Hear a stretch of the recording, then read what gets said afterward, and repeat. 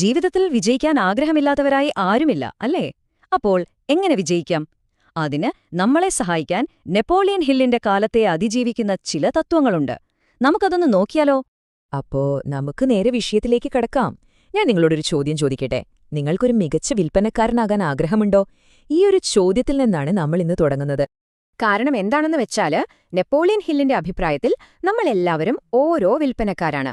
Sales എന്നത് ഒരു ജോലിയല്ല, അതൊരു ജീവിത രീതിയാണ്. നമ്മൾ ഓരോ ദിവസവും എന്തെങ്കിലുമൊക്കെ വിൽക്കുന്നുണ്ട് അല്ലേ? ചിലപ്പോൾ നമ്മുടെ ആശയങ്ങളാവാം, ചിലപ്പോൾ നമ്മുടെ കഴിവുകളാവാം, ചിലപ്പോൾ നമ്മളെ തന്നെയാവാം. അപ്പോ ഈ ഒരു കലയിൽ എങ്ങനെയാണ് മാസ്റ്റർ ആവുന്നത്? അതിന്റെ ആദ്യത്തെ പടി, നമ്മുടെ വിജയത്തിലേക്കുള്ള ഏറ്റവും പ്രധാനപ്പെട്ട പടി എന്താണെന്ന് വെച്ചാല് നമ്മുടെ മനസ്സിനെ ഒന്ന് പാകപ്പെടുത്തുക എന്നതാണ്. അവിടെയാണ് ഓട്ടോ സജഷൻ അഥവാ സ്വയം നിർദ്ദേശം എന്ന് പറയുന്ന ഒരു സൂപ്പർ പവർഫുൾ ടെക്നിക് വരുന്നത്. സംഭവം സിമ്പിളാണ്.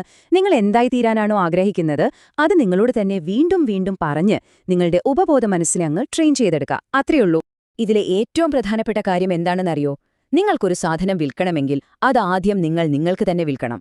അതായത് നിങ്ങളുടെ ഉൽപ്പന്നത്തിലോ ആശയത്തിലോ നിങ്ങൾക്ക് 100% വിശ്വാസമില്ലെങ്കിൽ പിന്നെങ്ങനെ മറ്റൊരാളെ വിശ്വസിപ്പിക്കും? ആ ഒരു വിശ്വാസം ഉണ്ടാക്കിയെടുക്കാനുള്ള വഴിയാണ് ഈ ഓട്ടോ സജഷൻ. ദാ ഈ സ്ലൈഡിലേക്കൊന്ന് നോക്കിക്കേ.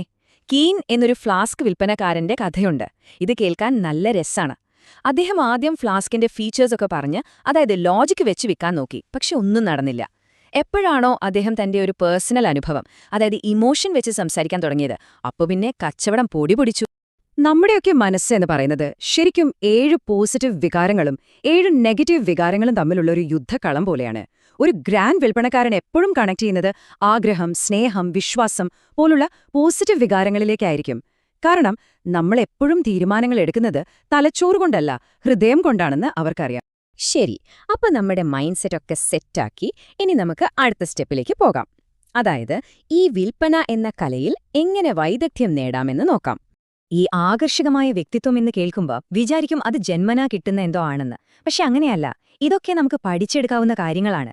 നല്ല പെരുമാറ്റം, നല്ലൊരു ചിരി, മറ്റുള്ളവർ പറയുന്നത് ക്ഷമയോടെ കേൾക്കാനുള്ള കഴിവ്, എപ്പോഴും ഒരു പോസിറ്റീവ് വൈബ്, ഇതൊക്കെ ആർക്കും പരിശീലിച്ചെടുക്കാം.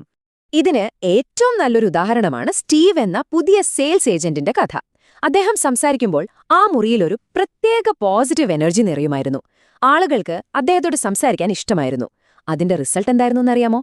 ഒറ്റ മാസം കൊണ്ട് 10 പുതിയ ക്ലയൻസിനെയാണ് അദ്ദേഹം നേടിയത്.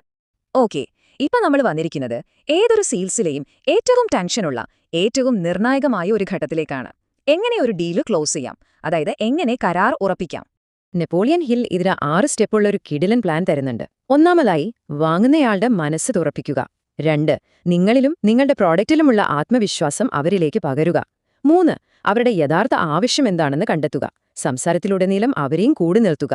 പിന്നെ ഏറ്റവും പ്രധാനം, നിങ്ങൾ ചോദിക്കുന്നതിന് മുൻപ് ആ ഡീൽ നിങ്ങളുടെ മനസ്സിൽ ഉറപ്പിക്കുക. ഇതൊക്കെ കേൾക്കാൻ നല്ല രസമുണ്ട്, പക്ഷെ പ്രായോഗികമായി എങ്ങനെ വർക്കാകും? അതിന് നമുക്ക് ജെസ്സി എന്നൊരു മാസ്റ്റർ കാർ സെയിൽസ്മാന്റെ കഥ നോക്കാം.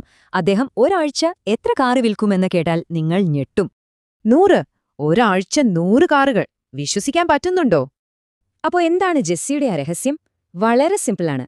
അദ്ദേഹം ഒരിക്കലും സാർ വാങ്ങാൻ റെഡിയാണോ എന്ന് ചോദിച്ച് സംശയമുണ്ടാക്കില്ല. പകരം ആ കസ്റ്റമറുടെ ആവശ്യമെന്താണെന്ന് മനസ്സിലാക്കും. ഉദാഹരണത്തിന്, മകൾക്ക് ബർത്ത്ഡേ ഗിഫ്റ്റ് കൊടുക്കാനാണെങ്കിൽ ആ കാർ അവർ വാങ്ങിക്കഴിഞ്ഞു എന്ന മട്ടിൽ ആത്മവിശ്വാസത്തോടെ നേരെ പേപ്പർ വർക്കിലേക്ക് പോകും. അവിടെ സംശയത്തിന് ഒരു സ്കോപ്പുമില്ല. ഇതുവരെ നമ്മൾ സംസാരിച്ചത് വിൽപ്പനയുടെ ടെക്നിക്കുകളെക്കുറിച്ചാണ്. ഇനി നമുക്ക് കുറച്ചുകൂടി വലിയൊരു ക്യാൻവാസിലേക്ക് പോകാം. ജീവിതത്തിൽ വലിയ സാമ്രാജ്യങ്ങൾ കെട്ടിപ്പടുക്കാൻ നമ്മളെ സഹായിക്കുന്ന ചില എക്കാലത്തെയും മികച്ച തത്വങ്ങളെക്കുറിച്ച് സംസാരിക്കാം. ഹെൻറി ഫോർഡിന്റെ ജീവിതമാണ് ഇതിന് ഏറ്റവും വലിയ ഉദാഹരണം. ഈ ഉദ്ധരണി നോക്കൂ. എങ്ങനെ ചെയ്യണം എന്നറിയുന്നവന് എപ്പോഴും ഒരു ജോലിയുണ്ടാവും. എന്നാൽ എന്തുകൊണ്ട് ചെയ്യണം എന്നറിയുന്നവൻ എപ്പോഴും അവന്റെ ബോസായിരിക്കും. ഫോർഡ് എപ്പോഴും എന്തുകൊണ്ട് എന്നതിലാണ് ശ്രദ്ധിച്ചത്. അതുകൊണ്ടാണ് അദ്ദേഹത്തിന് അത്രയും വലിയൊരു സാമ്രാജ്യം കെട്ടിപ്പടുക്കാൻ കഴിഞ്ഞത്. ഫോർഡിന്റെ വിജയത്തിനു പിന്നിൽ പ്രധാനമായും 4 തത്വങ്ങളുണ്ടായിരുന്നു. 1, ഒറ്റ ലക്ഷ്യത്തിൽ ഉറച്ചു നിൽക്കുക. 2, ചെയ്യുന്ന ജോലിക്ക് കിട്ടുന്ന പ്രതിഫലത്തേക്കാൾ കൂടുതൽ കൊടുക്കുക. 3, സുവർണ നിയമം, മറ്റുള്ളവരോട് നിങ്ങൾ എങ്ങനെ പെരുമാറാൻ ആഗ്രഹിക്കുന്നുവോ അതുപോലെ പെരുമാറുക. 4, എപ്പോഴും ശരിയായ മനോഭാവം നിലനിർത്തുക. ഈ 4 കാര്യങ്ങളാണ് ഫോർഡ് എന്ന ബ്രാൻഡിനെ ലോകപ്രശസ്തമാക്കിയത്. ഈ സുവർണ നിയമം വെറുമൊരു ഉപദേശമല്ല, അതൊരു കിടിലൻ ബിസിനസ് തന്ത്രം കൂടിയാണ്. ആർതർ നാഷ് എന്ന തയ്യൽക്കാരന്റെയും ഹെൻറി ഫോർഡിന്റെയും കഥ നോക്കൂ. രണ്ടുപേരും തങ്ങളുടെ ജീവനക്കാരോട് നന്നായി പെരുമാറി. അതിന്റെ ഫലമായി തകരാൻ പോയ ബിസിനസ്സുകൾ അവർ വിജയത്തിലേക്ക് നയിച്ചു. അപ്പോ ഇതിൽ നിന്നൊക്കെ നമ്മൾ പഠിക്കേണ്ട ഏറ്റവും വലിയ പാഠം ഇതാണ്: നിങ്ങൾ മറ്റുള്ളവരോട് എന്ത് ചെയ്യുന്നുവോ അത് അവസാനം നിങ്ങൾ നിങ്ങളോട് തന്നെയാണ് ചെയ്യുന്നത്. ചാൾസ് ഷ്വാബിന്റെയും നെപ്പോളിയൻ ഹില്ലിന്റെയും ഹെൻറി ഫോർഡിന്റെയും ഒക്കെ ജീവിതം നമുക്ക് കാണിച്ചു തരുന്നത് ഈയൊരു സത്യമാണ്. അപ്പോ ഇത്രയും കാര്യങ്ങൾ കേട്ടുകഴിഞ്ഞ സ്ഥിതിക്ക് ഞാൻ നിങ്ങളോട് ചോദിക്കട്ടെ, ഇന്ന് നിങ്ങളുടെ ജീവിതത്തിൽ നിങ്ങൾ എന്ത് വിൽക്കാനാണ് പോകുന്നത്? നിങ്ങളുടെ ആശയങ്ങളാണോ, കഴിവുകളാണോ, അതോ നിങ്ങളുടെ സ്വപ്നങ്ങളാണോ?